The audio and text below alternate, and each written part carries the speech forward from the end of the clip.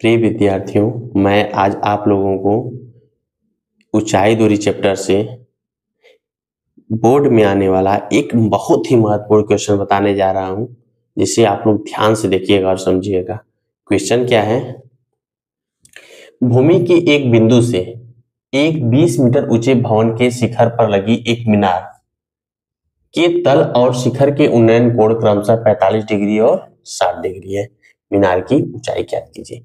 ध्यान से देखो, क्वेश्चन क्या बोला है? भूमि के एक बिंदु क्या मान लिए? डी। एक 20 मीटर ऊंचे भवन क्या है? सीबी, जिसकी ऊंचाई क्या है? 20 मीटर। इस पर एक संचार मीनार ए बी है, जिसकी ऊंचाई क्या मान लिए? H meter. जब हम बिंदु डी से संचार मीनार के तल को बी को देखते हैं तो हमें 45 डिग्री का उन्नयन कोण मिलता है, और जब हम इसके शिखर को देखते हैं तो 60 डिग्री का उन्नयन कोण मिलता है। इस प्रकार हमें इसमें दो समकोण त्रिभुज मिल गया। क्या क्या मिल गया? बी सी डी और ए सी डी। अब हम क्या करते हैं, जो उसमें माने हम उसको हम क्या करते हैं, लिख लेते हैं। क्या माने हैं? माना मीनार ए बी की ऊंचाई कितना है? H meter. मीनार ए बी की ऊंचाई कितना माने हैं? H meter. और सी डी की दूरी कितना माने हैं? X meter. अब हम कौन सा त्रिभुज ले लेते हैं? समकोण त्रिभुज बी सी डी।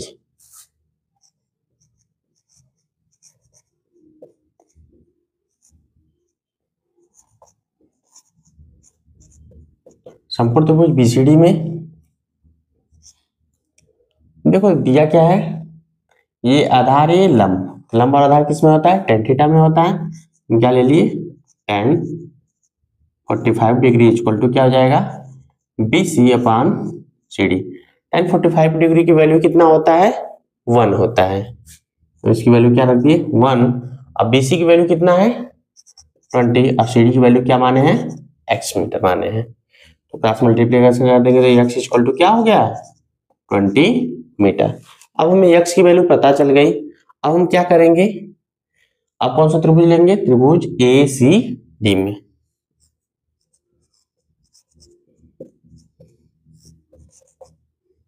ए सी डी में ध्यान से देखिए, इसमें कितने डिग्री है? 60 है।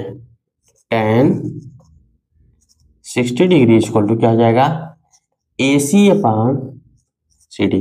tan 60 की वैल्यू कितना होता है? √3 होता है। कितना होता है? √3। AC की वैल्यू क्या हो जाएगा? H plus 20। देखो यहां से क्या है? AC, यहां से AB प्लस BC। AB की वैल्यू क्या है? H है, अब BC की वैल्यू क्या है? 20। तो दोनों मिला के क्या हो गया? H plus 20। और CD की वैल्यू क्या है? X meter. X की वैल्यू कितना आया है? 20। अब हम क्रॉस मल्टीप्लिकेशन कर देते हैं तो क्या मिल गया? H plus 20 equal to 20√3। 20 का √3 में मल्टीप्लाई करेंगे कितना आएगा? 20√3। अब हमें H की वैल्यू निकालना है, तो H इक्वल टू क्या हो जाएगा? 20√3 पहले से है, ये प्लस आएगा इधर से क्या हो जाएगा? माइनस। दोनों में से क्या कॉमन ले लेते हैं? 20 कॉमन ले लिए, क्या हो गया? √3 माइनस 1 मीटर। इस प्रकार मीनार की ऊंचाई क्या प्राप्त होगी? 20 ब्रैकेट में √3 माइनस 1 मीटर।